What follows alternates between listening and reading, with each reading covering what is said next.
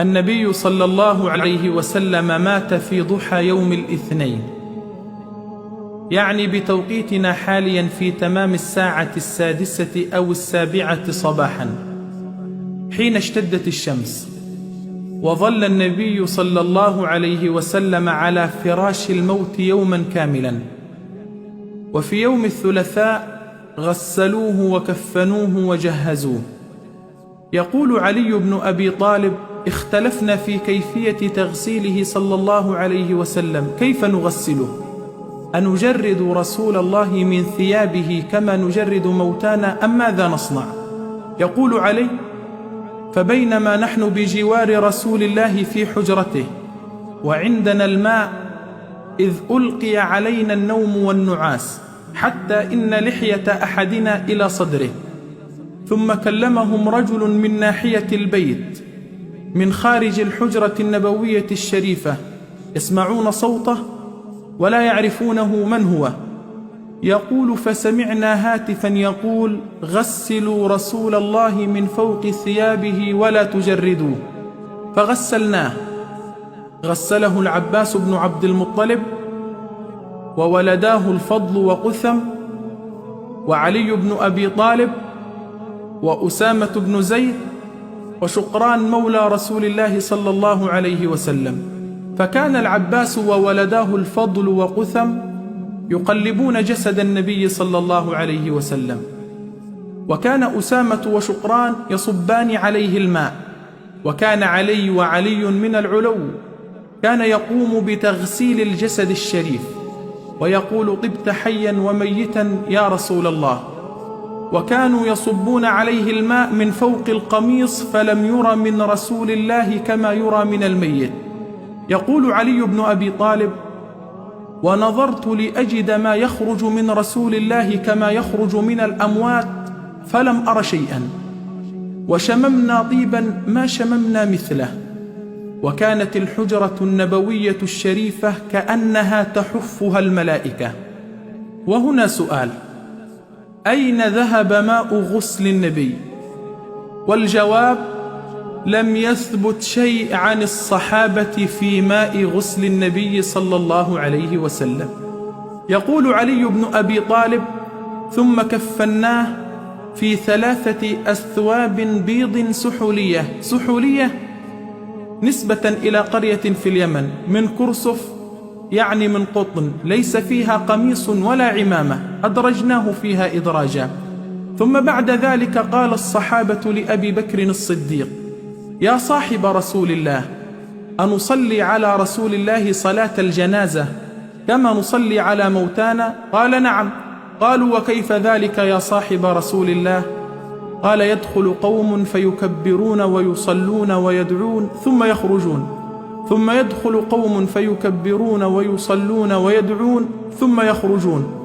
فدخل الناس على النبي صلى الله عليه وسلم في حجرته، وصلوا على النبي مجموعات 10، لأن بيته الذي عاش ومات فيه بيت ضيق لا يتسع إلا ل10 أفراد فقط.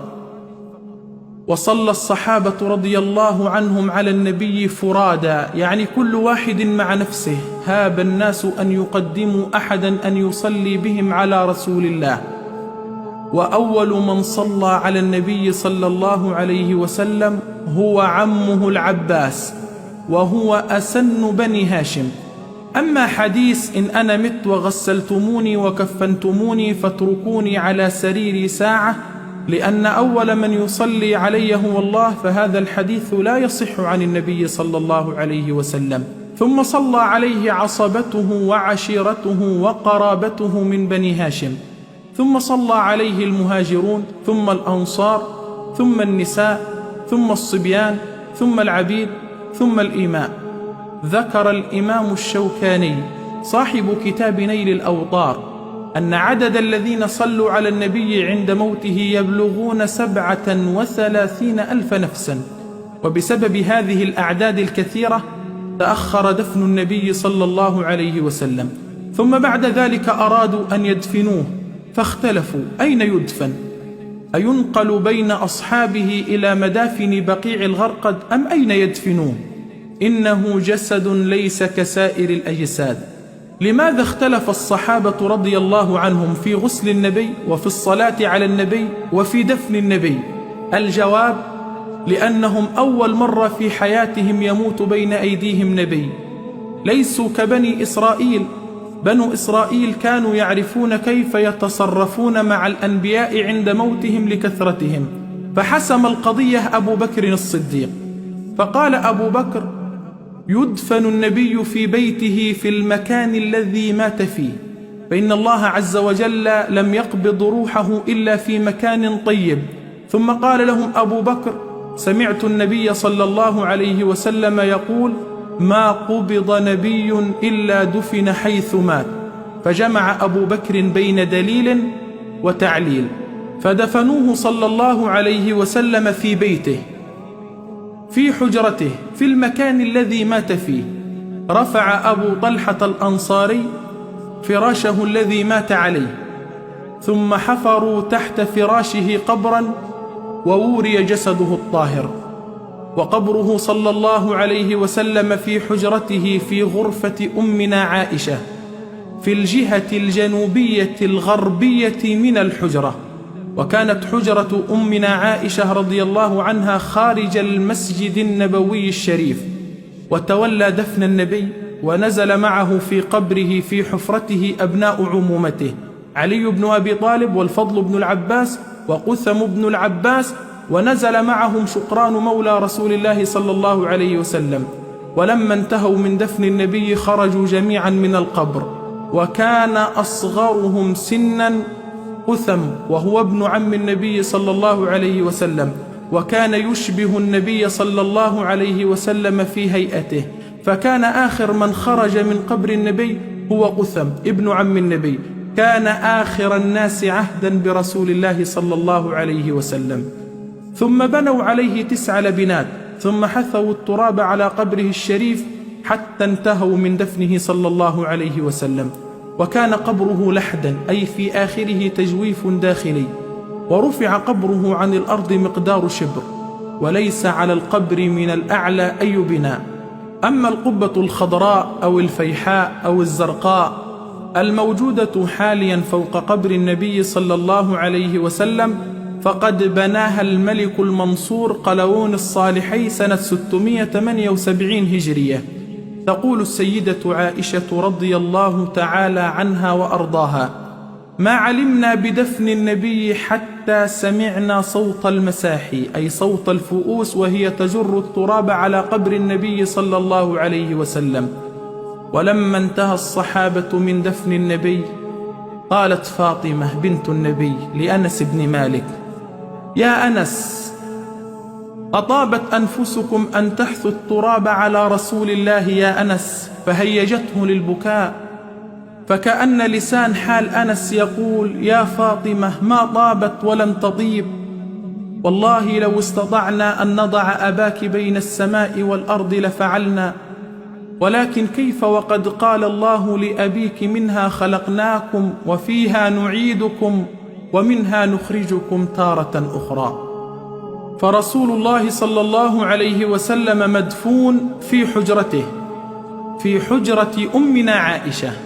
قال سعيد بن المسيب أن أمنا عائشة رضي الله عنها رأت في المنام أن 3 أقمار وقعن في حجرها، فقصت الرؤيا على أبيها أبي بكر الصديق، فقال: إن صدقت رؤيتك دفن 3 من خير أهل الأرض في حجرتك. فلما قبض النبي ودفن في حجرتها قال: يا عائشة، هذا خير أقمارك. ثم بعد ذلك دفن بجوار النبي أبو بكر الصديق، ثم بعد ذلك دفن بجوار النبي وبجوار أبي بكر عمر بن الخطاب. ثم بعد ذلك أراد عثمان بن عفان أن يدفن بجوار النبي وأصحابه فمنع عثمان. والحسن بن علي قال لأخيه الحسين: إن أنا مت فادفني بجوار جدي فأنا أولى الناس به، فمنع الحسن. وقال مروان بن الحكم: والله لا يدفن الحسن في مكان لم يدفن فيه عثمان بن عفان. ومروان بن الحكم وعثمان بن عفان كلاهما من بني أمية رضي الله عن بني أمية. حاليا بقي مكان رابع، فلمن سيكون المكان الرابع؟ يقال أنه سيدفن فيه عيسى بن مريم عليه السلام، كما جاء في الحديث الضعيف في سنن الترمذي من حديث عبد الله بن سلام، مكتوب في التوراة أن محمدا وعيسى يدفنان في مكان واحد، ولا يعرف قبر نبي على وجه الكرة الأرضية حاليا إلا قبر نبينا صلى الله عليه وسلم. أما ما نراه عبر شبكات التواصل الاجتماعي، هذا قبر آدم وهذا قبر نوح وهذا قبر إبراهيم، كل هذا كذب، إفك واضح وشر فاضح وجهل في الدين وضلال مبين. خلاصة القول: النبي صلى الله عليه وسلم مات في ضحى يوم الاثنين، وغسلوه وكفنوه وجهزوه يوم الثلاثاء، وفي يوم الثلاثاء بعد صلاة العصر تم اختيار أبي بكر الصديق خليفة على المسلمين في ثقيفة بني ساعدة، ودفن النبي صلى الله عليه وسلم في جوف ليلة الأربعاء، فالنبي دفن بالليل ولم يدفن بالنهار. وهكذا مات رسول الأمة ورأس الملة، جسده مكرم في الأرضين وروحه مطهرة في أعلى عليين. وبعد موت النبي صلى الله عليه وسلم كفر الناس وارتدوا عن الإسلام، وقالوا إن الإسلام قد انتهى بموت رسول الله صلى الله عليه وسلم. كان لموته صلى الله عليه وسلم أثر عظيم عند العرب. عند موته صلى الله عليه وسلم اختلفت الكلمة، وخرج كثير من الناس من قبائل العرب من دين الله أفواجا، ولم يبق على دين الرسول على دين الإسلام إلا 3 مدن فقط: مكة والمدينة والطائف وقرية في البحرين، ولم يبق للجمعة مقام سوى مكة والمدينة. لقد كانت الردة خطرا عظيما على الإسلام والمسلمين. عند ذلك وقف المسلمون الصادقون وقفة إيمانية صادقة، فجاهد الصحابة بقيادة أبي بكر الصديق هؤلاء الجموع المرتدة حتى نصرهم الله، ورجع الناس إلى الإسلام مرة ثانية بفضل الله أولا، ثم بفضل أبي بكر الصديق. مات رسول الله صلى الله عليه وسلم ليحمل أصحابه بعده مسؤولية الدعوة. الهدف من خطبتي هذه هو أن يتعلق قلبك بحبيبك ونبيك صلى الله عليه وسلم، الذي سوف يشفع لك يوم القيامة، فأنت جزء من أمته.